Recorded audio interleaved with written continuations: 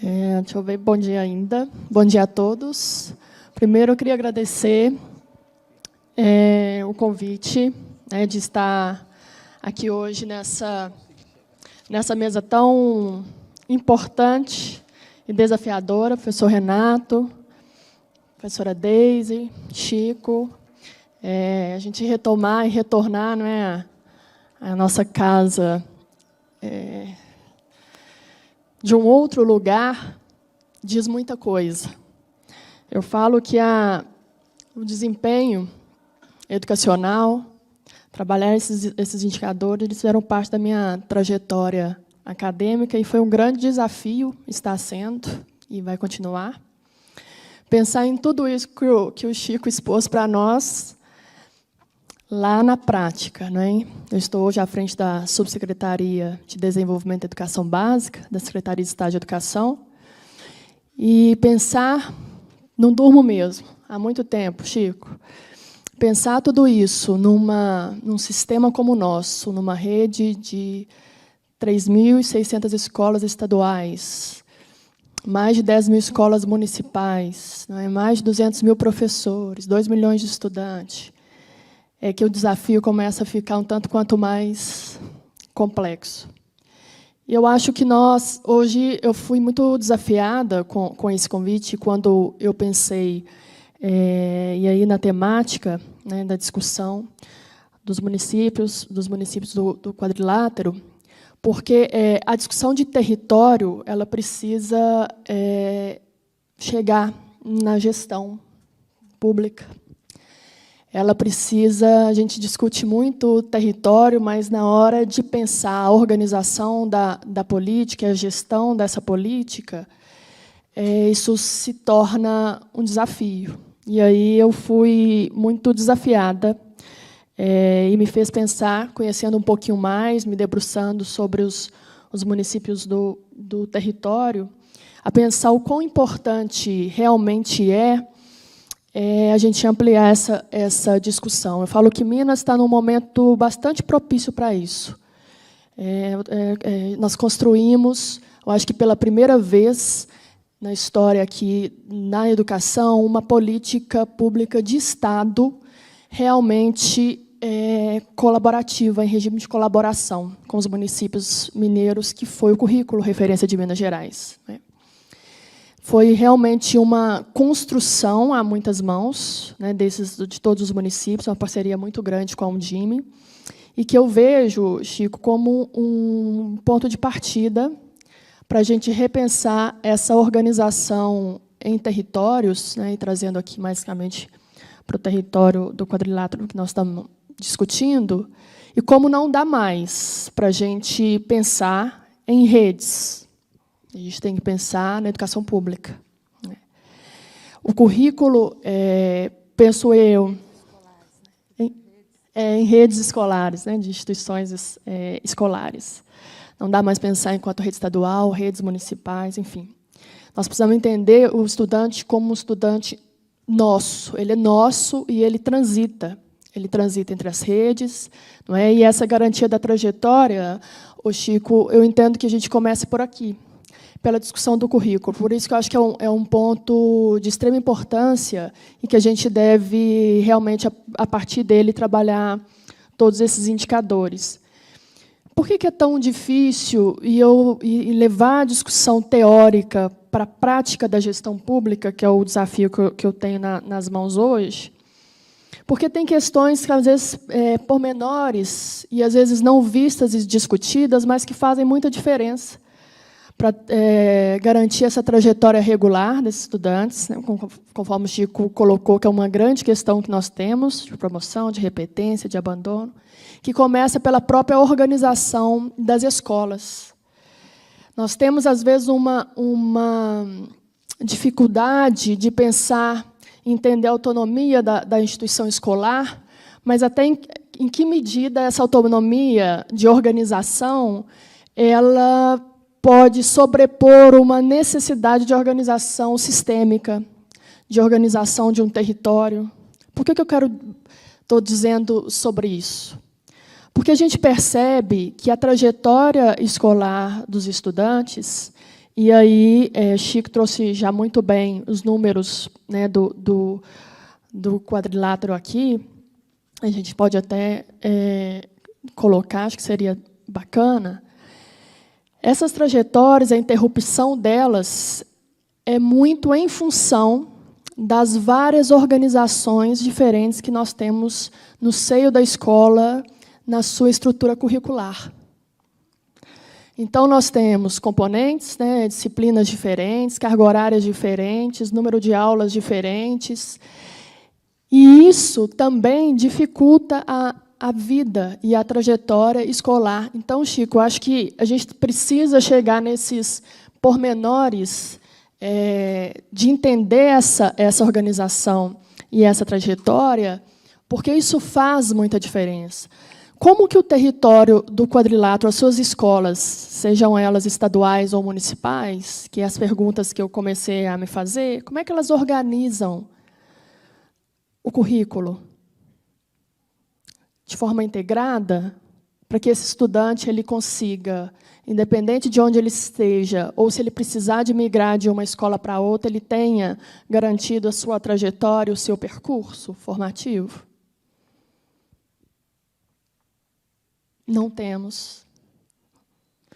Então, são questões que realmente precisam, por isso, do desafio de pensar e de como é que e pensar, não só em rede, mas como é que os territórios eles precisam, dentro das suas particularidades, peculiaridades e diversidades, se entenderem e pensar em colaboração, em um regime colaborativo dessas organizações, porque isso faz muita diferença. Então, a gente pega dentro de uma mesma escola e de um mesmo município, escolas com número de aulas diferente dos componentes. Não é? Como é que isso se organiza em termos de aprendizado? Essa é uma questão que a gente precisa. Como a gente garante o aprendizado desses estudantes com uma organização tão discrepante entre escolas daquele mesmo território? Isso faz muita diferença. Não é?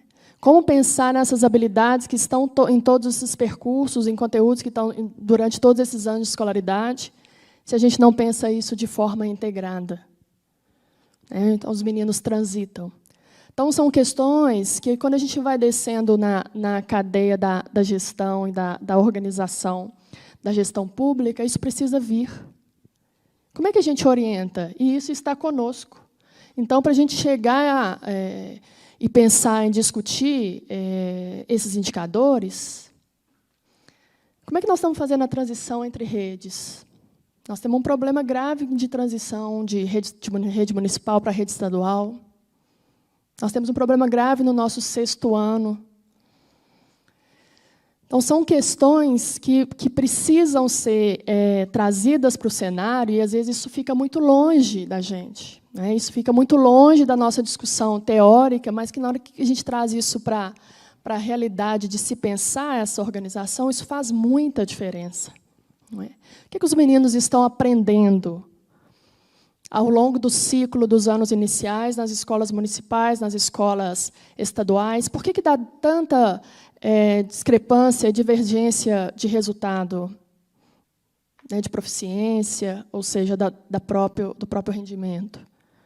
Então, isso é o que precisa vir para a discussão da gestão pública. Por isso, esses indicadores, eles precisam cada vez mais, e aí eu acho que nós estamos num momento muito propício para isso, fazer parte da nossa organização enquanto política pública. E aí o desafio de pensar o território. Nós temos que começar a pensar a organização pelo território, pelo que alinha e alimenta realmente os municípios que compõem cada um desses territórios. Porque as suas particularidades e peculiaridades precisam aparecer. Isso é da escola.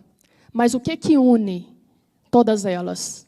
O que une, né, todas as escolas daquele território? O que está ali para todos? Que não pode ser para um ou para outro, ou estar numa escola, ou estar na outra, ou resolver que isso é no 7º ou no 8º e não é no 6º, ou que tipo de texto eu trabalho. essas questões, para o teor pedagógico, fazem muita diferença, né? E aí, Chico, Deise, eu acho que essa é uma questão que, às vezes, é difícil. Discutir currículo é dificílimo, né? Discutir currículo, muitas vezes, se passa por uma ideia de engessamento, né, do que ensinar. O como ensinar, isso é uma particularidade que também faz muita diferença. Por isso, pensar na formação desses professores, que é algo que nós agora estamos num empenho grande, porque não adianta, não é? E a formação de professores do território, porque esses professores eles transitam entre essas escolas, né? Então, a gente precisa ter algo que una e que seja comum entre elas, porque eles transitam, e, às vezes, com perspectivas muito diferentes para cada uma delas. Vejam bem, não estou dizendo de não ressaltar as peculiaridades, mas precisa ter um ponto em comum que nos faça pensar numa estratégia pedagógica que abarque a todos, né? Acho que esse é um grande desafio.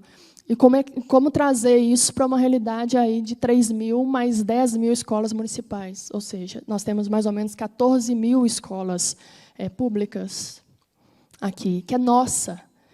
E aí, por isso que eu reforço, acho que nós estamos num momento muito propício desse regime de colaboração, de começar a pensar juntos, Estado e municípios, para que a gente encontre esse ponto em comum que possa realmente subsidiar a todos que estão envolvidos na educação pública. Porque, senão, nós vamos continuar, na verdade, patinando para muitos lugares diferentes, mas sem entender qual é o ponto que nos une e, a partir dele, qual a estratégia que nós vamos adotar. Porque a situação é grave. É difícil de dizer, mas a situação é grave. Nós temos um problema sério ao longo dos anos, em especial agora nós estamos com esse baita desafio do ensino médio, que está todo mundo ainda sem saber muito para onde caminhar, com 12% dos estudantes que abandonam, reprovam, a evasão é gritante, né? Então, eles estão chegando lá, porque tem um ensino fundamental que é nosso, que nos une e que a gente precisa ter um outro olhar, um olhar um tanto quanto mais sistêmico, para que a gente consiga sair do lugar, né? E isso é só um trabalho realmente colaborativo. Então, acho que uma questão, e aí eu coloco para ouvir um pouquinho também de vocês, é essa questão de uma organização curricular que una, Chico, e ao mesmo tempo que não se perca, né, a particularidade, mas que a gente encontre um caminho comum, porque eu particularmente entendo que é por aí, que é pela uma organização curricular do que ensinar, minimamente, que a gente, conjuntamente, não é, que isso diz respeito a todas as escolas, não, né, independente de rede, como eu disse, mas que é a partir dele que a gente faz uma organização e começa a repensar esse processo, tanto da trajetória quanto do desempenho educacional.